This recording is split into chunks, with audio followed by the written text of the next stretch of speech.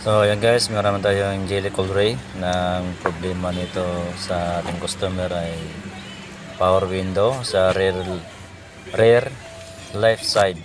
Ayan, so tinignan natin para sigurado, para hindi tayo magkamali guys. Kung talaga ito ba hindi ito nakagana. Ayan, ito na sa loob ng sasakyan sa jelly Ray. Ayan, so inaangat ko na yung mga power window niya. Kasi ito guys, meron na yung problema talaga ito.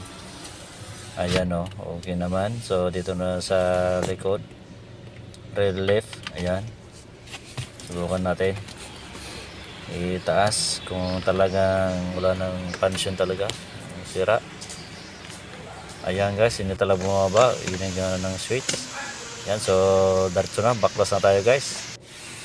Ayan o, tinanggal ko na yung switch nya, power window switch. Ayan, ayan, backlash natin yan guys. Ayan, pang mandalya na yan guys. Ayan. So basic lang mo po yan guys kung paano mag backlash ating power window. Ayan, sa may cover nya. Ayan, tanggalan natin guys. Ayan o, may nakita ako ng kahoy linagyan ay para di magbaba yung bintana. So ayan guys, so sira talaga yung kanyang cable. Ayan, kasama na yung makina yan guys, yung motor nya. Ayan o, sira talaga guys. So kailangan na talagang palitan yan. So linagyan ng kuwan.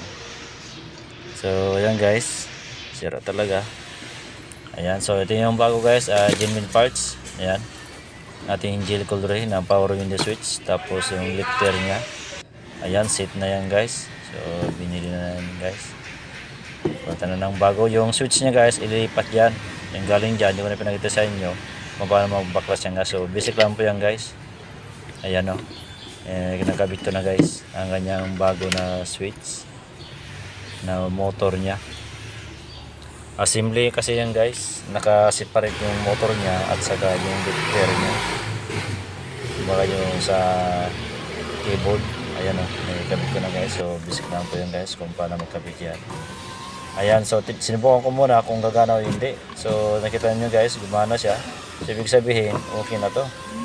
Ayan, para isahan lang. Ayan guys, so yun na, gumana na ang ating power window. So ganun lamang po ka basic. Ayan, so karamihan itong mga nasisira, mga ganyan sa ating Ray, ang kanyang power window, motor, at saka yung cable nya guys. So nasisira talaga sa katagalan siguro ito guys sa ginagamit. Ayan o, okay na. Ayan, kita ninyo guys, okay na, taas baba na. Ayan guys, okay na. So pwede na dali ng may-ari. So maraming salamat po sa aking ginablog ngayong araw ito sa jelly Ray. Bye bye.